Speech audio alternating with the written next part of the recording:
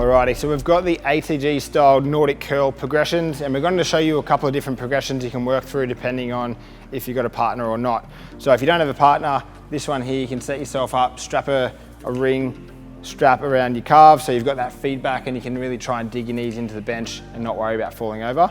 So what we've done here, to get in the game, we're going to put a ball around about hip height so that we can get the full extent of the range of motion and produce force through the end range and not rely on gravity just to pull us down. So a typical Nordic curl, you can just go like one fast one. So most people sort of lose the ability to create tension around about 5 or 10 degrees. So by placing, you're gonna be able to get up. By placing a wall ball about there, we can increase or we'll change the fulcrum lever length so that we can produce force throughout a larger range of motion at a lower intensity. So if we check now, we can sort of leverage our hips off the ball and we're creating tension that whole way down.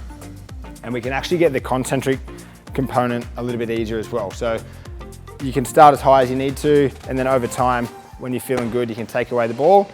Another option you can do as well is by using a band. So pretend that I'm a rig, which I am, grab that.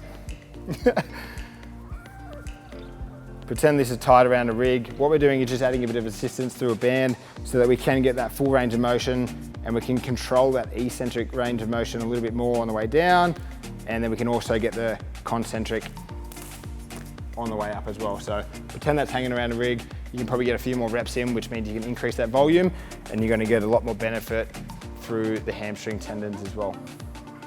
So what you might find is early on, you might do more of like a Nordic raise. So what that would look like would be going down like a Nordic curl. So ideally we want to try and keep that whole body rigid the whole way through. But what you might find, if you're not strong enough, you might have to shoot your bum back first. So it looks something like this. So you push your bum back and then the chest raises. So over time, you'll develop the strength and ideally you'll be able to go down and back up without any break through the hips at all. But see how you go and increase your ability over time. So the other way you can do this is if you have a partner, you can pretty much do this anywhere, which makes it an awesome drill.